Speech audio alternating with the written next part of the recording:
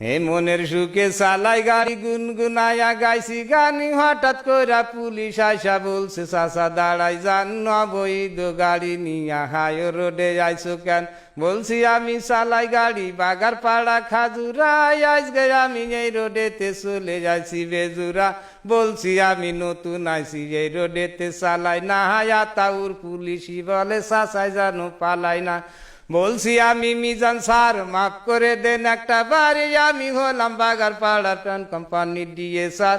বলছে তখন মাফ করিব টাকা লাগবে 3000। বলছি আমি আর আসবো না আজকে আইসি বাইসেন্স। বলছে তখন বের করো তো ড্রাইভারি লাইসেন্স। এই পুলিশ কি বোঝে না, এই গাড়ির কি কাগজ হয় না, বুঝারও ভান করে কেন, বুঝতে কারো বাকি নাই। গাড়ির নামে মামলা দিবে আমারে দেখাইছে ভয়, দিশে বিশে না পাইয়া ডিলারকে করেছি ফোন, ডিলার সাহেব ফোন করিয়া পাঠাই দিল আর একজন নেতা গো, তার কোনো কথা তারা নাকি মানবে না, স্বরাষ্ট্রমন্ত্রী আসিলেও গাড়ি নাকি ছাড়বে না। আরে আতাউরে ঝাড়ি বেশি চুপচাপ আছে মিজান স্যার, ভাব দেখিয়া মনে হয় রাষ্ট্রপতি সমান পাওয়ার। বলছে গাড়ি থানায় নেব দেব গাড়ি পুড়ায়ে, দেখিব কোন নেতায় আছে গাড়ি নিবে ছাড়ায়ে। আমি ভাবলাম কাজ হবে না কথা বেশি বাড়ায়ে। বলছি আমি বাড়ি যাব, বাড়ি যাওয়ার কি রাস্তায়, উপায় একটা বের করে দেন, করে দেব ব্যবস্থা। সত্য একটা ঘটনা সবার সামনে করলাম প্রকাশ। বলছে তখন ডিলার রে টাকা করিতে বিকাশ। বলছি আমি নাম্বার দেন, আমারে কয় চুপ করেন, নাম্বার একটা দিয়া বলে 2600 টাকা মারেন। টাকা কি আর গাটি আছে, টাকা দেবে ডিলারে। হে মনে মনে চিন্তা করি কি বিপদ হই আল্লাহ রে।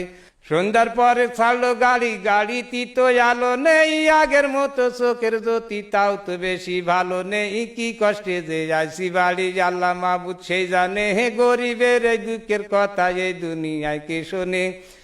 জনগণের বন্ধু পুলিশ এই কথাটা মিশা না, কিছু কিছু পুলিশ আছে তাদের কাছে হাসা না, একদিন কিন্তু মাটির নিচে সবার হবে বিছানা।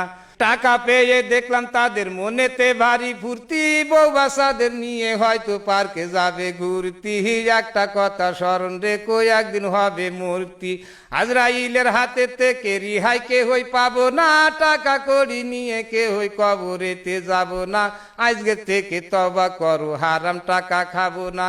কিয়ামতের মাঠে আল্লাহ যেদিন করিবে বিচার, সেই দিন আমি দেখাই দেব ওই যে আল্লাহ মিজান স্যার।